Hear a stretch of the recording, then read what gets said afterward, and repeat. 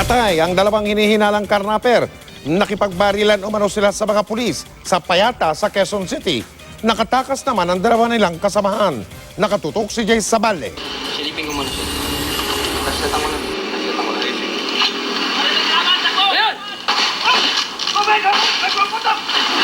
Umalingaw-ngaw ang mga putok ng baril sa masukal na bahaging ito ng lupang Pangako Payatas B sa Quezon City.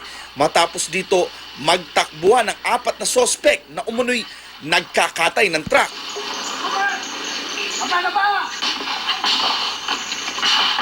Pinutukan kami, nakapag-retaliate naman kami kagad. Ayon sa pulisya, isang concerned citizen daw ang nagsumbong na kinakatay ng mga sospek ang isang truck at ibinibenta sa Payatas. Sa unang ikot daw ng mga pulis, dakong alas 7 kagabi, wala silang naabutang tao pero napansin nilang nakabaklas na raw ang likurang gulong at isang pinto ng truck. Tila pilit din daw binubura ang cellphone number na nakasulat sa natitirang pinto ng truck.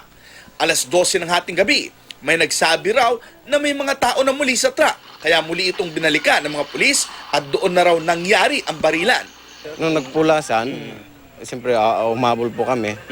Tapos doon namin naabutan yung dalawa. Dalawang di pa nakikilalang lalaki na may 9mm at kalibre 45 ang napatay, habang dalawa naman ang nakatakas.